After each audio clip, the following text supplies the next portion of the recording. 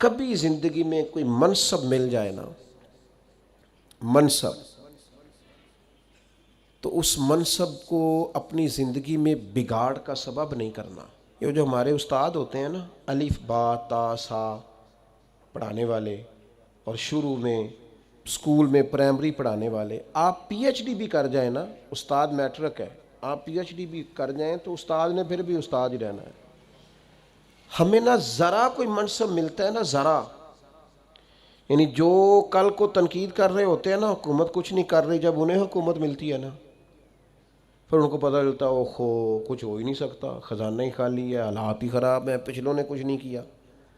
بھئی آپ کو منصب ملا، آپ بدل گئے، آپ تو کہہ رہے تھے یہ پیچھے ہٹیں، یہ نکمے، ہم آئیں گے تو کمال ہو جائے گا، اب کمال کر کے دکھائیں، اب نکموں کا رونا کیوں روتے ہیں؟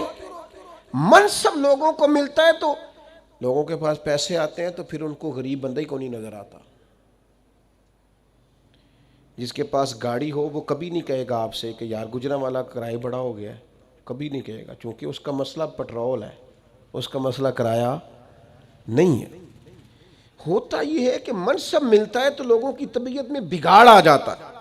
کوئی تو ہو نا جو آپ کو کہے وہ ادھر آئے نا، اس میں بھی ایک لذت ہے۔ اگر انسان کے منصب نے اس میں بگاڑ پیدا، ہمارے منصب ہماری طبیعتوں میں، بڑا ظالم نہیں جو اپنی اماں کو بھی کہتا ہے کہ میں حضرت ہوں، میں ٹیچر ہوں، میں مالدار ہوں، ابا جی کو بھی کہتا ہے۔ آپ کچھ بھی ہو جائیں، کہیں بھی چلے جائیں، وقت کے محدث اعظم بھی ہو جائیں، جنت پھر بھی ماں کے قدموں کے نیچے ہی ہے۔ کیسے ادھر ادھر ہو سکتے ہیں آپ؟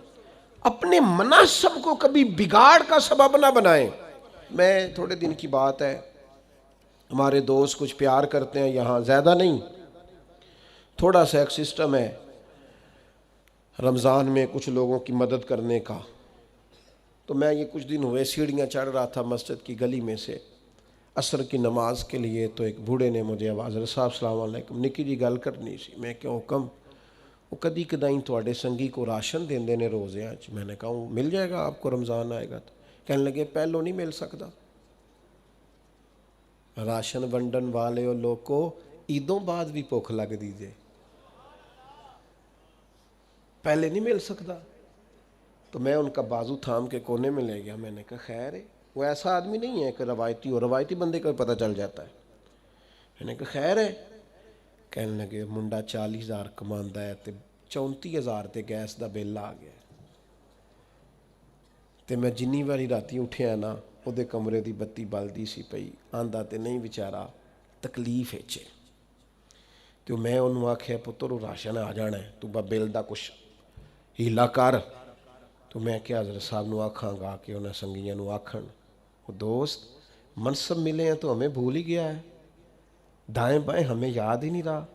ہمارا خیال ہے سارا خرچہ ایم این اے صاحب ہی آ کے کریں گے، وہ تو پہلے پورا کریں گے جو انہوں نے لگایا ہے۔ غریبوں کے اشک کون پونجے گا؟ کون خیال کرے گا؟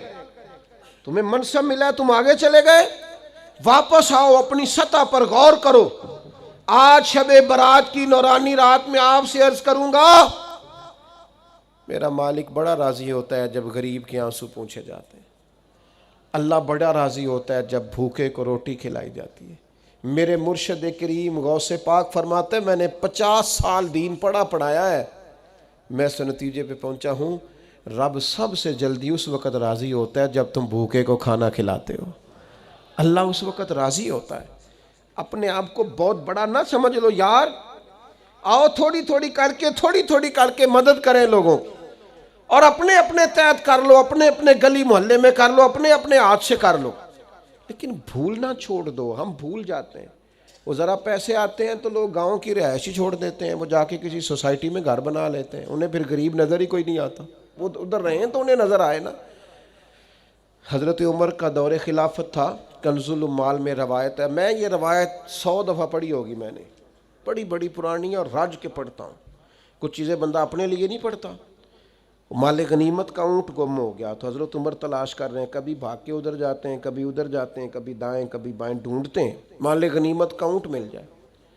تو ایک شخص نے سیدنا فاروق رضی اللہ عنہ کی عالی مرتبت خدمت میں، حضور کدھر بھاگ رہے ہیں؟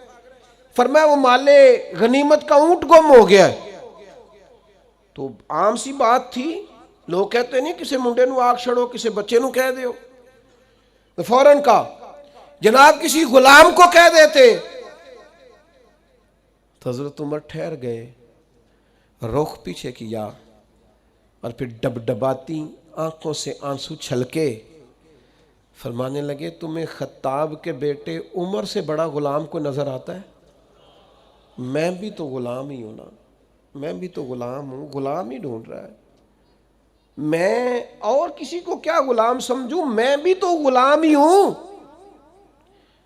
24 لاکھ مربع میل کا حکمران اور فرما بردار ایسے کہ عمر اشارہ کریں تو لوگ جانے ہتھیلیوں پہ رکھ کے آ جائیں، پر وہ فرماتے ہیں غلام ہی تو ہوں، میں غلام ہی ہوں. میرے دوست، منصب ملے ہیں تو ہم بڑی چیزیں بھولتے جا رہے ہیں. منصب ملنے پر